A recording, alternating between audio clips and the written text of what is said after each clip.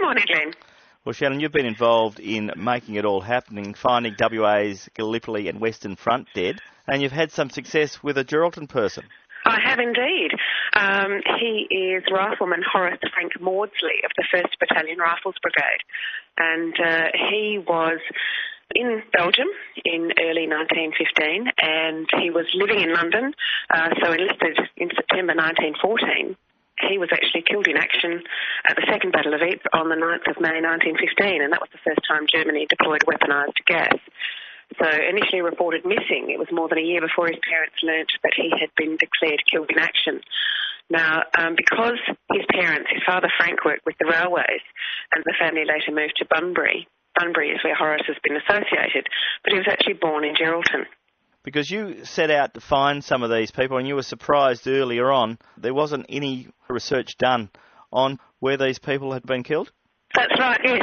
All the memorial about Gallipoli and everybody talking about how many were lost, and yet when we went to find out how many had been killed, no one knew, and we were told consistently that no one would ever work it out and that it was impossible to determine because there were so many enlistments and so on, and the figure was hidden in there. So Wes Olsen actually gave me the starting point of between 900 killed and 2,500 wounded and missing, and the actual figure was somewhere in there. So I realised that the War Service records are all available freely online from the National Archives of Australia, and the only cost would be time, so it didn't look impossible to me. So I built a team, and my volunteers and I chewed through roughly 4,000 service records to come up with that number of 1,023 killed at Gallipoli.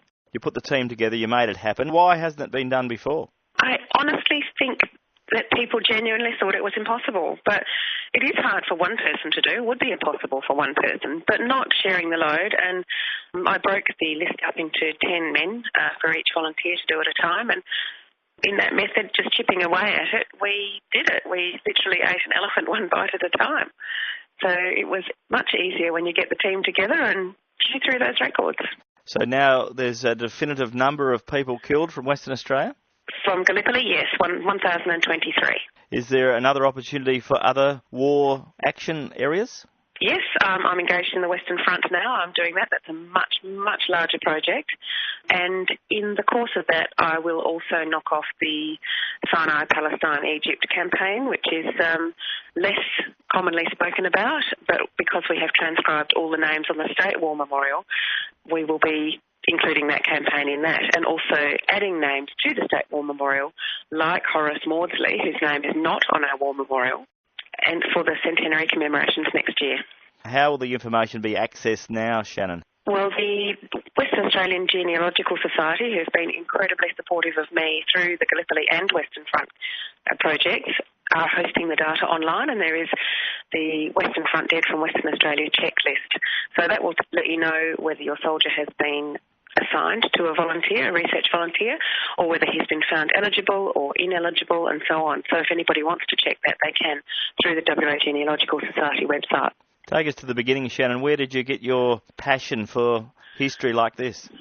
I'm not sure. I think I'm best self-motivated, and I think that once I started researching my husband's great-grandfather's death on the Somme, I wondered why they didn't teach this kind of thing in schools, because it's really tragic history, and it happened to people. I've written about some of these men from Gallipoli, and I didn't write about battle strategies and war tactics. I actually wrote about the men, because that's what was lost. And, all the families who had their hearts ripped out by their soldiers' death, and the women particularly just expected to hand them over for king and country. But that's a difference I'm seeing with the Gallipoli women to the Western Front women. The women are actually becoming far more strident and assertive in their communication. Like for Gallipoli, they'll say, could you please tell me where my dear husband is buried? And I'm so sorry to bother you. And they're full of apologies. But the Western Front communications are all far more strident. You've had his effects for 9 months, and it's time you pass them on. And let me know where he's buried. I haven't heard anything in the last month. They're far more assertive, and I think the women were seeing the losses and feeling the losses. Yes. And their pain was coming through. The numbers involved in those battles you mentioned are amazing, though, aren't they? They are, and this is why I was quite surprised that everybody banged on about Gallipoli because, I think, don't quote me on the number, but about 8,809 or somewhere around there. And yet we lost very close to that in just 24 hours on the Somme. And yet the Gallipoli campaign was 8 months long. So I am grateful that the tide is turning. People's interest is turning to the Western Front because the losses were far greater there. And, that was felt throughout Australia. So, Shannon, your work will continue in this area for quite some time? It will. I'm hoping that we will wrap up the research phase of this project towards the end of this year or the early beginning of next year. We are at the moment 75% through the Western Front, and we have 4,004 eligible West Australians for the Western Front Dead from Western Australia project. So I'm estimating that we will be around 5,500 by the time we get to the end. And did you recruit any Geraldton volunteers while you were here?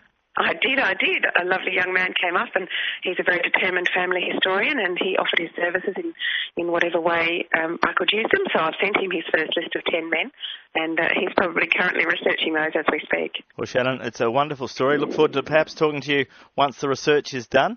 Thanks for coming to help the Geraldton Family History Society, who do a power of work in this part of the world. They certainly do, and yes, thank you, Geraldton, for having me. It was an absolute pleasure, and thank you, Claire.